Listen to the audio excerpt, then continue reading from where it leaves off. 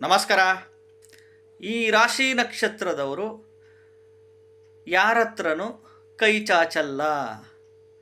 ದುಡ್ಡಿನ ವಿಚಾರದಲ್ಲಿ ದುಡ್ಡಿಗಾಗಿ ಯಾರ ಹತ್ರನೂ ಕೈ ಚಾಚಲ್ಲ ನಾನು ಅಂತ ಇರ್ತಾರೆ. ಈ ಪರಿಸ್ಥಿತಿ ಇವ್ರನ್ನ ಅನಿವಾರ್ಯವಾಗಿ ಕುಟುಂಬಕ್ಕೋಸ್ಕರ ಕೈ ಚಾಚುವ ಪರಿಸ್ಥಿತಿ ಬಂದ್ಬಿಡುತ್ತೆ. 100ಕ್ಕೆ 85% ನಾನು ಯಾರ ಹತ್ರನೂ ಕೈ ಚಾಚಲ್ಲ ಅಂತ ಇದ್ದೇ ಇರ್ತಾರೆ ಈ ರಾಶಿ ನಕ್ಷತ್ರದವರು.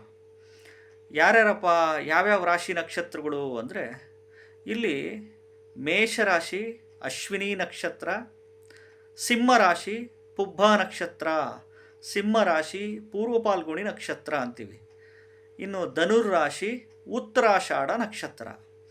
ಈ 3 ರಾಶಿನರು ಧರ್ಮದ ರಾಶಿಗಳು ಅಂತೀವಿ.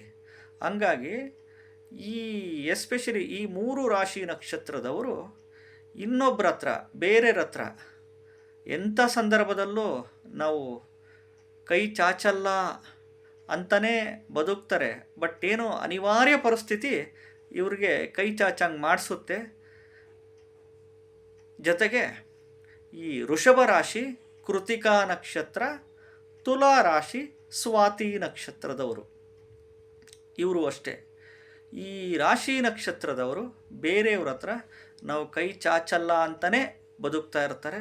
ಎಲ್ಲೋ ಅನಿವಾರ್ಯವಾಗಿ ತನ್ನ ಕುಟುಂಬಕ್ಕೋಸ್ಕರ ಇನ್ನೊಬ್ಬರಿಗೋಸ್ಕರ ಕೈ ಚಾಚ ಪರಿಸ್ಥಿತಿ ಬರುತ್ತೆ, ಮಾಡ್ಕೊತಾರೆ, ಅದನ್ನು ತೀರಿಸ್ತಾರೆ. ಯಾಕೆಂದರೆ ಈಗ ಈ ಬೇರೆಯವ್ರ ಹತ್ರ ಕೈ ಚಾಚದಲೇ ಬದುಕಲಿಕ್ಕೆ ಸಾಧ್ಯನೇ ಇಲ್ಲ. ಇದು ಕಲಿಯುಗದಲ್ಲಿ ಕಂಡಿದ್ದೆಲ್ಲ ಬೇಕು, ನೋಡಿದ್ದೆಲ್ಲ ಬೇಕು, ಕೇಳಿದ್ದೆಲ್ಲ ಬೇಕು. ಆಸೆ ಆಕಾಂಕ್ಷೆಗಳು ಸಹಜ, ಎಲ್ರಿಗೂ ಬಂದೇ ಬರುತ್ತೆ.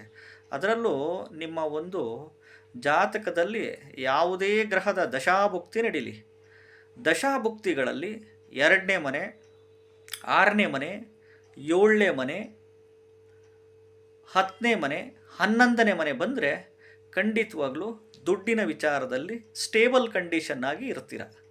ದುಡ್ಡಿನ ವಿಚಾರದಲ್ಲಿ ನಿಮಗೆ ಅನುಕೂಲಗಳು ಖಂಡಿತವಾಗ್ಲೂ ಇದ್ದೇ ಇರುತ್ತೆ. ಅದೇ ಏನನ್ನ ದಶಾಭುಕ್ತಿಗಳಲ್ಲಿ ಯಾವುದೇ ಗ್ರಹದ ದಶಾಭುಕ್ತಿಗಳಲ್ಲಿ ಈ 1ನೇ ಮನೆ, ಈ 3ನೇ ಮನೆ, ಜೊತೆಗೆ 5ನೇ ಮನೆ, 8ನೇ ಮನೆ, 12ನೇ ಮನೆ, ಅದ್ರ ಜೊತೆಗೆ 6ನೇ ಮನೆ ಸೇರ್ಕೊಂಬಿಡ್ತಪ್ಪ ಅಂತಂದರೆ ಖಂಡಿತವಾಗ್ಲೂ ಹಣಕಾಸಿನ ಸಮಸ್ಯೆ, ಸಾಲಬಾಧೆ ಸಮಸ್ಯೆ, ಇನ್ನೊಬ್ಬರಿಗೆ ದುಡ್ಡು ಕೊಟ್ಟು ಸಿಗಾಕಂತೀರ, ನೀವಿಸ್ಕೊಂಡು ಅವರಿಗೆ ಸಾಲ ತೀರಿಸ್ತಲೇ ಒದ್ದಾಡ ಪ್ರಸಂಗಗಳು ಬರುತ್ತೆ. ಕೈ ಸಾಲುಗಳು, ಬಡ್ಡಿ ಸಾಲುಗಳು, ಲೋನುಗಳು, ಬ್ಯಾಂಕಲ್ಲಿ ಲೋನುಗಳು ಮಾಡೋದು, ಕೈ ಸಾಲ ಅಂತ ಇವೆಲ್ಲ ಖಂಡಿತವಾಗ್ಲೂ ಮಾಡ್ಕೊಂಬಿಡ್ತೀರ. ಎಸ್ಪೆಷಲಿ ಈ ದಶಾಭುಕ್ತಿಗಳಲ್ಲಿ ಈ ಮನೆಗಳೆಲ್ಲ ಆಪ್ರೇಟ್ ಆಗಿಬಿಟ್ರೆ ಖಂಡಿತವಾಗ್ಲೂ ಅದು ಬಂದೇ ಬರುತ್ತೆ. ನಮಸ್ಕಾರ.